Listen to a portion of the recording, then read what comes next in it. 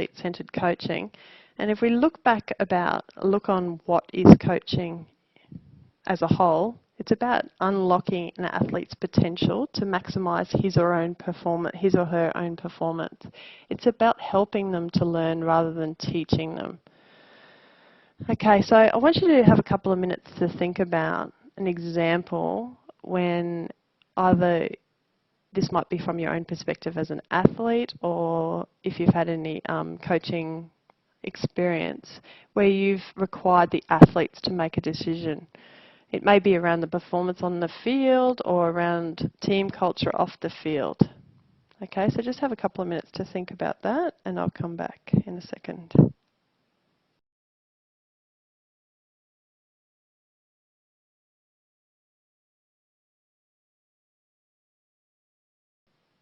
I just did the face-to-face lecture before, and one of the guys that was in the audience says that he coaches AFL, and he gives, I shouldn't say he gives, in his coaching role, he asks the athletes or the AFL players for their feedback on how the drills are feeling, the drills that he gets them to do, and then ask them in the next session which drills they'd like to do today. So that's an example of athletes having some decision-making ability within a session. So also the next thing is, in your experience, what motivates athletes and how might you use this as a coach? So I didn't take a photo of this one, but just drawing back on what the face-to-face students said this morning, they said achieving their goal was something that motivates athletes. So it was all about goal and personal achievement were the responses that we used. So athlete-centered coaching, Lynn Kidman has done heaps of research on this. It's when a coach considers the athletes first and gives them choice and control. And as a consequence, the athletes are empowered. So the athlete-centered approach promotes a sense of belonging, as well as giving athletes a role in decision-making and a shared approach to learning. So an athlete-centered approach is where the coach considers the athletes first and gives them choice and control. In training, athlete teams have choice and control over what happens in their sporting life, as well as their general lifestyle. So when a coach takes control and the athlete has little say in the process, this is called coach-centered. Okay, and coach-centered is, if you go generally, 80% of the coaches that you'll see out there will be still coach-centered. It's a traditional way of coaching. I'm going to talk a little bit more later on in this lecture about why the coach-centered approach occurs. So a coach-centered approach controls athlete behaviour through training, through competition and through the sports setting. And what I mean by control is the coach will tell the athlete what they're required to do in training. The athlete must do it. The coach will tell the athlete what they need to do in competition. For example, my coach would have told me, okay, you need to get a fast start. You need to not breathe off the first stroke, off the start. You need to work in second 50, building, work your turns. Every single aspect of the race was controlled. And in the sports setting, it's about conduct on the side. So it's about the coach controlling everything.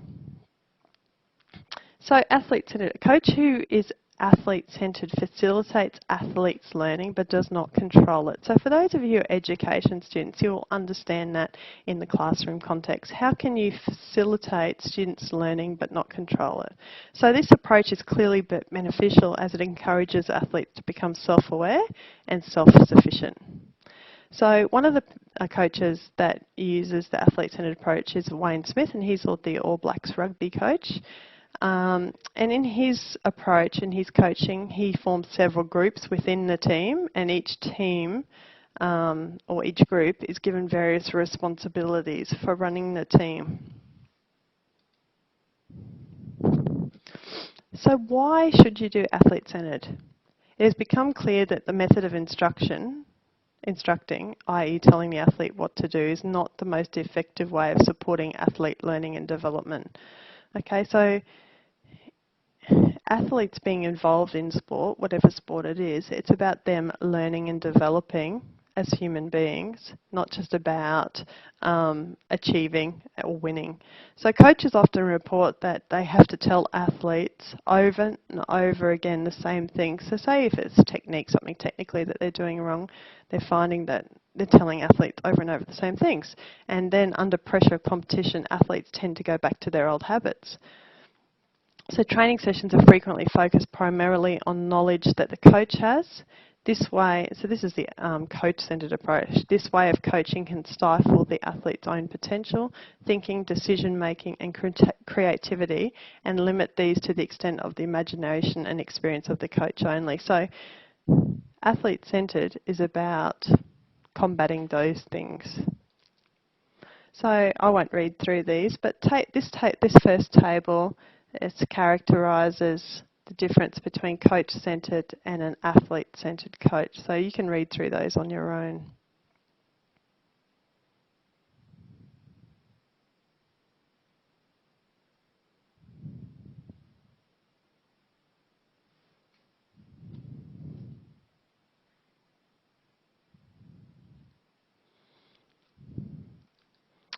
Okay, and this is table one. Continue. I couldn't fit it into one slide. So it's practices that characterise coach-centered and athlete-centered. So you can read through those.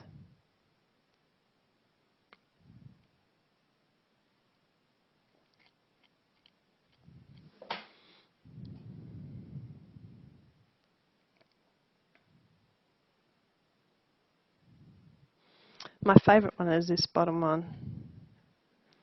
So you know in the classroom context about how asking questions in the classroom and encouraging problem solving, critical thinking, how powerful that can be. It's the same in the sporting context.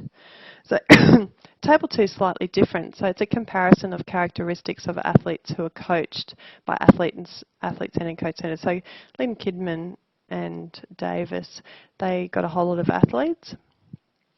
The group 1 of athletes came from a coach-centered stable, so their coaches were coach-centered, and group 2, they came from coaches that were athlete-centered. So these were the differences that this study revealed. I'll let you read through them.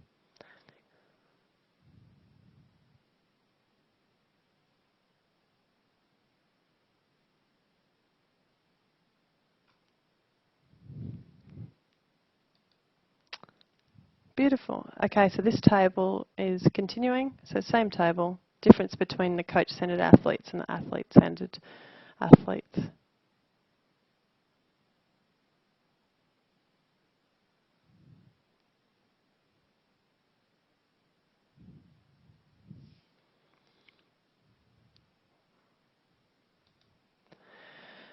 So what does the athlete-centered approach mean for coaching? By adopting the athlete-centered approach, you enable your athletes to be independent, confident athletes that coach themselves. And an example of coach-centered approach was, I just told you before about how my coach used to tell me everything about what race, what I needed to do the race. So every aspect of the race was controlled from the start, even in the marshalling area, to the finish. And one day my coach wasn't able to make it, and I fell apart as a swimmer because I didn't have the instructions, or I didn't have I was dependent on my coach's instructions to be able to form, and we'll talk about that dependency in a second. So it helps, athlete-centered approach also helps learners learn, and coaches only assist in the process. So critical questions that a coach can ask during a session, those coaches that adopt an athlete-centered approach, is what do you notice? What would you need to do about that? What is your goal for the season? So can you think of some other critical questions that you could implement into this session? Another one I can think of is, how did that feel? What could have been done? What could be done differently? What should we do next time? So it's all about questioning the athlete to think about their performance, or to think about the situation in a different way and draw upon their own understanding and what they just felt and build upon it. So just leaving the athlete-centered style for a second, we're going to look at the coach-centered style. So this is a style that you most likely would have seen a fair bit of. It's the traditional style. So decisions are made by the coach. The athlete's role is to listen, absorb information and obey. These athletes that are in coach-centered situations are motivated extrinsically. Athletes are treated as robots or slaves, not like thinking human beings. Athletes participate for the praise of the coach or to avoid their wrath. And I can remember that I was always seeking my own, my coach's praise. I was seeking reassurance. I was seeking his opinion on what my performance was like, if my body measured to expectation. Like, you know, when a coach will say, "You're looking fit." So I was just seeking his approval in everything. So coach-centered style is historically prevalent. So Martin's 1998 found that many novices or inexperienced coaches adopt the coach-centered style. So many coaches adopt coach-centered style because it conceals any doubts that they may have. The coach-centered style appears effective because they think that good athletic teams need organisation. Now they do need organisation, but you can do it in an athlete-centered way. So it can be effective if the coach's primary objective is winning and if their authoritarian nature does not stifle the athlete's motivation. Now, last year we had TIS cycling coach, that's Tasmanian Institute of Sport cycling coach, come in, and he was talking about that he's got these KPIs, which are the key performance indicators. So each year he has to sit in front of a panel and show his results, you know, in comparison to those key performance indicators. So he had to have, he spoke about it, a certain amount of people on the Australian team, a certain amount of people in the Australian Institute of Sport team, and a certain amount of people in some developmental team. And if he didn't reach that, then his job was jeopardised. And I can see why, like, for instance, I didn't know enough about his coaching, but a coach like that would want to adopt the coach-centred approach because it's high stakes and their job and situation is riding on the outcomes. And you can always see that if a team doesn't do well, it's always the coach that gets blamed.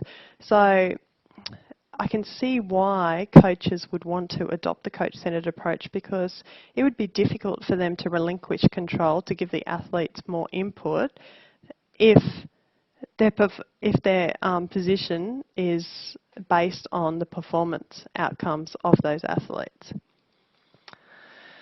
So I think we've just mentioned this before, but Martin said it, the same as Kidman, that athletes tend to be extrinsically motivated under a coach-centred style. So if your objective is to help athletes grow physically, cognitively, emotionally and socially through sport, and to help athletes learn and make decisions and help people become independent, then the coach-centred style is not for you.